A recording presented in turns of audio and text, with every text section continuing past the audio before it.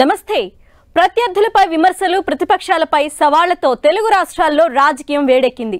తెలంగాణలో పొత్తులపై నేతల మధ్య మాటల యుద్ధం నడుస్తుంటే ఏపీలో ఎన్నికల వేడి యథావిధిగా కొనసాగుతోంది. నేతల మాటలతో ఎండాకాలం రాకముందే వాతావరణాన్ని హీటెక్కిస్తున్నారు. ఒకరిని మించి మరొకరు వేస్తోన్న ఆ పంచు డైలాగులేంటో ఇవాల్టి పొలిటికల్ ఫైర్లో చూద్దాం.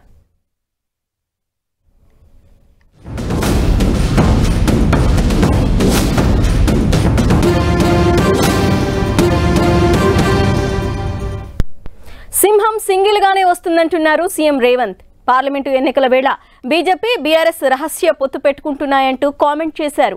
ఎవరెన్ని పొత్తులు పెట్టినా ప్రజలు చిత్తు చేయాలన్నారు. రాష్ట్రంలో 14 ఎంపీ సీట్లు గెలిపించండి, పార్లమెంట్లో ప్రశ్నిస్తామని సీఎం రేవంత్ కాన్ఫిడెంట్ గా చెప్తున్నారు. బీజేపీ బీఆర్ఎస్ ఒక్కడే కూర్చున్నారు. ఇవాళ సీకట్లో ఒప్పందం. పొద్దుపూట ఈయనతో మాట్లాడతారు, రాత్రిపూట వాళ్ళతో మాట్లాడుకుంటారు.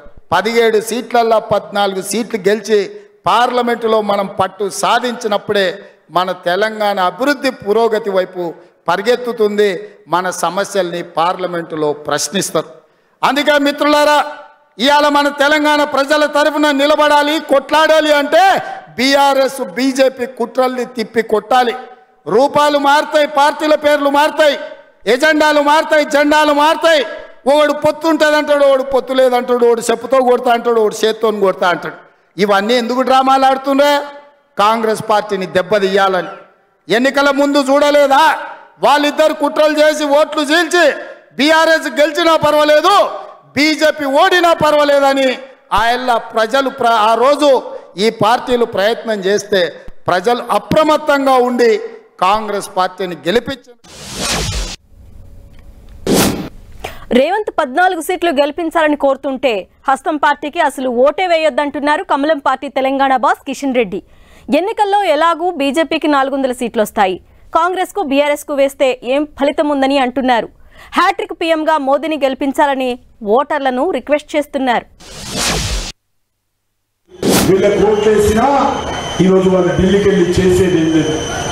కాంగ్రెస్ పార్టీ ఇప్పుడు 40 సీట్లు ఉన్నాయి, బీజేపీకి 302 సీట్లు ఉన్నాయి.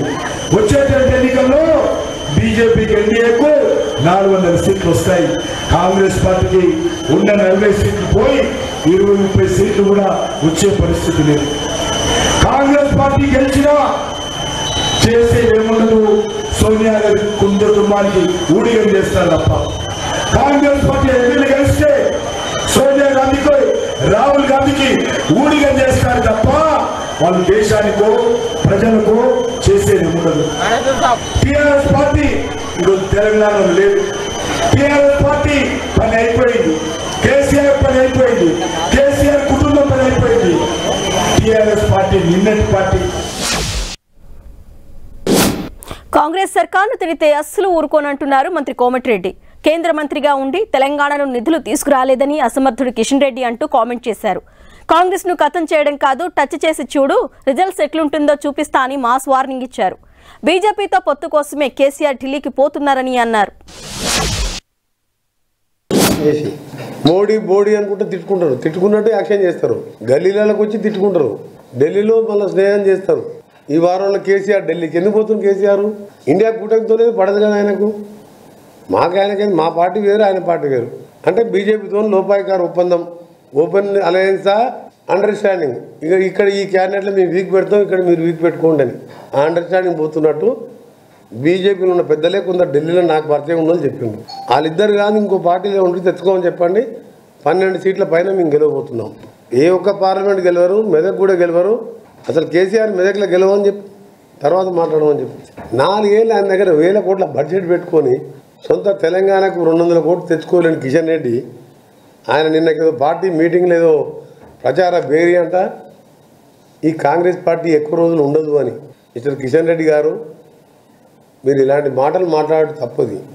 ఇవాళ నువ్వు కాంగ్రెస్ పార్టీ టచ్ చేసినా నీ బీజేపీ పార్టీ నామ మాత్రం లేకుండా చేస్తాం. మీరు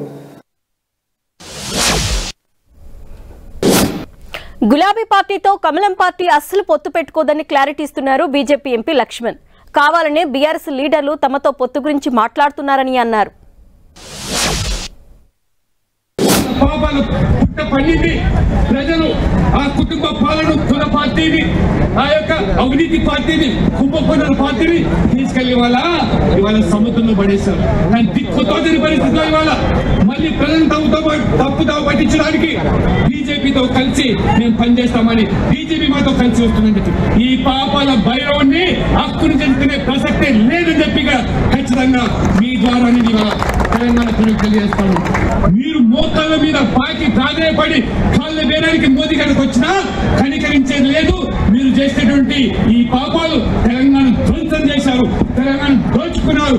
ఈ కుటుంబం బాగుపడింది కానీ నా పేద ప్రజల బతుకులు ఆగమైపోయింది. కాబట్టి మిమ్మల్ని ఆదుకునే లేదు.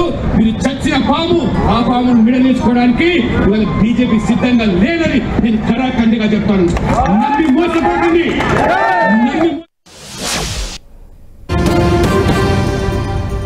Welcome back. ఎన్నిక ఏదైనా విన్నింగ్ మనదే అంటున్నారు వైసీపీ ఎంపీ వైవి సుబ్బారెడ్డి. రాజ్యసభలోనే కాదు అసెంబ్లీ పార్లమెంటు ఎన్నికల్లోనూ క్లీన్ స్వీప్ చేస్తామన్నారు. ముగ్గురు అభ్యర్థులు గెలవటానికి దోహదపడింది. అది రేపు జరగబోయే ఎన్నికల్లో కూడా ఒక సంకేతంలాగా, విజయ సంకేతంలాగా ఇచ్చినందుకు ముందుగా మా గౌరవ ముఖ్యమంత్రి జగన్మోహన్ రెడ్డి గారికి ధన్యవాదాలు చెప్పుకునే కార్యక్రమం చేస్తాం. Step by step clean sweep చేసుకుంటూ వస్తున్నాడమ్మా మా నాయకుడు జగన్మోహన్ రెడ్డి గారు. ఫస్ట్ పెద్దల సభలో తెలుగుదేశం పార్టీని క్లీన్ స్వీప్ చేసే కార్యక్రమం చేశాం. నెక్స్ట్ లోక్సభ, తర్వాత శాసనసభలో కూడా అంశాలుగా వాళ్ళని క్లీన్ స్వీప్ చేసే కార్యక్రమం. చంద్రబాబును టార్గెట్ చేశారు వైసీపీ ప్రధాన కార్యదర్శి సజ్జల. అనారోగ్యమని జైలు నుంచి వచ్చిన చంద్రబాబు ఇప్పుడు యువకుళ్ల ఊర్లు తిరుగుతున్నారంటూ కామెంట్ చేశారు.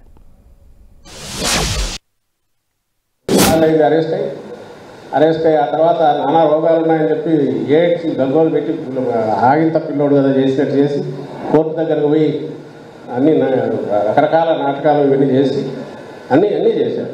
అసలు ప్రపంచంలో లేని రోగాలని చెప్పినారు. ఈరోజు మరి అంత ఆనందంగా తిరుగుతాడు. మనం మర్చిపోయినాం, అసలు అతను అరెస్ట్ అయింది మర్చిపోయినాం. అంటే వాళ్ళు ఓదరగొట్టడంలో ఇది పోయింది. కొన్ని అరెస్ట్ కూడా ఎవరు మామూలు దీంట్లో మీద అయినాడా, straight case, open and shut కేసులో అరెస్ట్ అయ్యాడు. దానికి సంబంధించిన స్కిల్ డెవలప్మెంట్ స్కామ్లో అయితే అంత ఇదిగా జరిగింది. అది అయిపోయింది. జైలు పోయినాడు, 50 రోజులు 60 రోజులు ఉన్నాడు. అప్పుడు అంత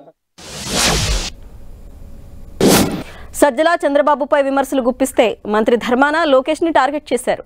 వైసీపీ చేసిన అభివృద్ధి లోకేష్ కు కనిపించదన్న ధర్మాన ఎవరో రాసిచ్చిన స్క్రిప్ట్ ను లోకేష్ చదువుతారని కామెంట్ చేశారు. తెలీదు, ఏది రాసిస్తే చదివేస్తూ ఉంటారు. ఈ మధ్య ఇతను వచ్చినట్టు చూడండి, మీకు లోకేష్ ఎక్కడికి వెళ్తా ఈ చోపూర్లో ఏం అభివృద్ధి జరగలేదు, అదొక కామన్ డైలాగ్ అన్నాడు. నెక్స్ట్ పలాస వస్తే మనం కట్టిన హాస్పిటల్ ముందే నిలబడి పలాసలో ఈ 5 సంవత్సరాలు ఏమీ జరగలేదు. అలాగే ఎక్కడికి వస్తే అక్కడ అని రాసింది ఏంటో చదివేస్తాను. అది ప్రజల నిరంతర జీవితంతో, ఆ వస్తున్నటువంటి పరిణామంతో, వారి ప్రమాణాలతో, వారి అవసరాలతో వస్తున్నటువంటి మార్పులతో వాళ్ళకి సంబంధం ఉండదు. రెగ్యులర్ విమర్శలు కాదు, రాజకీయాల్లోకి కొత్త తరం నాయకులు రావాలన్నారు జనసేనాని పవన్. ఈ రోజుల్లో డబ్బు లేకుండా పాలిటిక్స్ చేయడం సాధ్యం కాదన్నారు. పొత్తుల విషయంలో జాతీయ నేతలతో తిట్లు తిన్నానని గుర్తు చేసుకున్నారు. కూరుకుపోయిన ఆంధ్రప్రదేశ్కి, అభివృద్ధికి దూరంగా ఉన్న ఆంధ్రప్రదేశ్కి ఇది ఈ క్రిమినాలిటీ పెరిగిపోయిన ఆంధ్రప్రదేశ్ని రక్షించుకోవాల్సిన అవసరం ఉంది. అందుకని అందరం కలిసి ఓట్లు చెల్లకుండా ఉండాలని చెప్పిన ప్రతిపాదనకి ఎంత నలిగిపోయానో నా ఒకడికి తెలుసు. ఎన్ని చీవాట్లు తిన్నానో జాతీయ నాయకుల దగ్గర మీకు తెలియదు. అన్ని చీవాట్లు తిన్నాను. నేను ఒకటే 2 చేతులు పెట్టాను, సార్ మా రాష్ట్రం సార్ ప్లీజ్ సార్ ప్లీజ్, ఇంతే దండం పెట్టి ఈ రోజు జరిగింది. నేను ఎప్పుడు జనసేన పార్టీ ప్రయోజనాలు ఆలోచించాలా, ఆంధ్రప్రదేశ్ ప్రజల ప్రయోజనాలు, తెలుగు ప్రజల ఐక్యత ఆలోచించాలి. 0 బడ్జెట్, డబ్బులు లేకుండా రాజకీయం చేయాలని నేను ఏ రోజున చెప్పలేదు. ఎవరికి భోజనాలు పెట్టకుండా రాజకీయం చేసేద్దామంటే కుదరదు. కనీసం భోజనాలు పెట్టాలి. మనీ పాలిటిక్స్ పై జనసేనాని మాట్లాడితే పవన్ కళ్యాణ్ కు ధైర్యం లేదంటూ విమర్శించారు భీమవరం ఎమ్మెల్యే గ్రంథి శ్రీనివాస్. గతంలోనే ఓడిపోయిన పవన్ కళ్యాణ్ ఈసారి కూడా ఓడిపోతారనే భయంతో పొత్తులతో వస్తున్నారంటూ సెటైర్లు వేశారు. అంత అధైర్యవంతుడు పిరిగివాడు ఇంకెవరు కూడా ఈ రాష్ట్రంలో ఎవరు చూడడం రాజకీయాల్లో. నిజంగా సిపిఐ సిపిఎం పార్టీలు కూడా ఓటు % లేకపోయినా స్వతంత్రంగా గెలవలేకపోయినా వాళ్ళ పార్టీ నిర్మాణం చేసుకుని కొన్ని ప్రజా పోరాటాలు నిర్వహిస్తూ ఉంటారు. అటువంటి ధైర్యం కూడా లేదు. ఎంత పిరికివాడంటే గత 5 సంవత్సరాల క్రితం ఇక్కడ భీమవరంలో పోటీ చేసిన వ్యక్తి భీమవరంలో నాన్ లోకల్ అని చెప్పి ఆయన ఓడించారు ప్రజలు. ఓడించిన తర్వాత మళ్ళీ భీమవరంలో పోటీ చేయడానికి మళ్ళీ జనసేన పార్టీ తెలుగుదేశం విడివిడిగా పోటీ చేస్తే కనుక మనం గెలం కాబట్టి అని చెప్పి భారతీయ జనతా పార్టీని కూడా కేంద్రం వెళ్ళి అక్కడ బతిమాలుకుని కాళ్ళు చేతులు పట్టుకుని తెలుగుదేశంతో పొత్తుకు ఒప్పించి వాళ్ళని ఆయన మాటల్లోనే చెప్పాడు ఆయన. ప్రతిపక్ష నేత చంద్రబాబును టార్గెట్ చేశారు మంత్రి జోగి రమేష్. స్కిల్ డెవలప్మెంట్ పేరుతో కోట్లు దోచుకున్నారంటూ ఆరోపణలు చేశారు. అసలైన అభివృద్ధి వైసీపీ సర్కార్ చేస్తోందన్నారు. నైపుణ్యం నేర్పడం కోసం 3,600 కోట్ల రూపాయలు పెట్టుబడి పెట్టిద్దంట. ఆ పెట్టుబడి పెట్టిద్దంట అనే కంపెనీకి మన ప్రభుత్వం మన డబ్బులు 360 కోట్ల రూపాయలు ట్యాక్స్ తో కలుపుకుంటే 11 కోట్ల రూపాయల ట్యాక్స్ కలుపుకుంటే 371 కోట్ల రూపాయలు అప్పనంగా ఆ కంపెనీకి చంద్రబాబు నాయుడు దారాదత్తం చేశాడు. అసలు ఆ కంపెనీ ఉందా? స్కిల్ డెవలప్మెంట్ ఉందా? 371 కోట్ల రూపాయలు సూట్ కేస్ కంపెనీల ద్వారా, షెల్ కంపెనీల ద్వారా మొత్తం కొట్టేసిన ఆనాటి ముఖ్యమంత్రి ఎక్కడికి వెళ్ళాడు?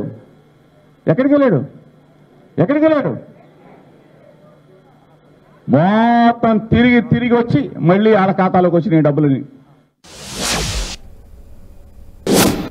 సీరియస్ పాలిటిక్స్ మధ్య సరదాగా సంభాషించారు చంద్రబాబు సతీమణి నారా భువనేశ్వరి.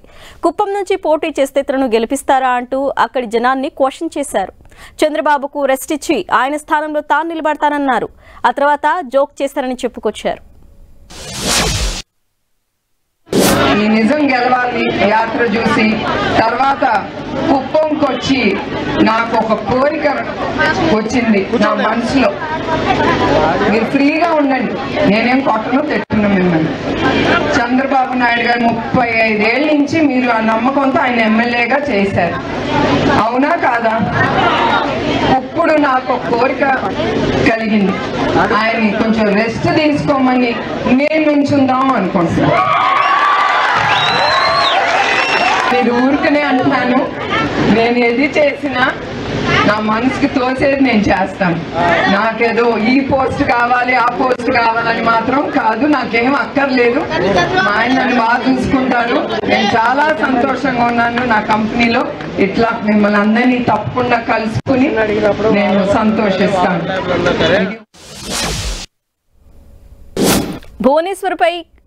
భువనేశ్వరి కామెంట్స్ పై రియాక్ట్ అయ్యారు లేడీ మినిస్టర్ రోజా. భువనేశ్వరి తన మనసులోని మాట చెప్పారని కామెంట్ చేశారు. చంద్రబాబుకు రెస్ట్ తీసుకునే సమయం ఆసన్నమైందన్న రోజా భువనేశ్వరి నోట్ నుంచి వచ్చిన మాటలతో ఆయనకు ఈ విషయం అర్థమవుతుందనుకుంటా అని అన్నారు. భువనేశ్వరి గారి ప్రసంగం చూస్తే స్పష్టంగా అర్థమైపోతుంది చంద్రబాబు నాయుడు పని అయిపోయిందని.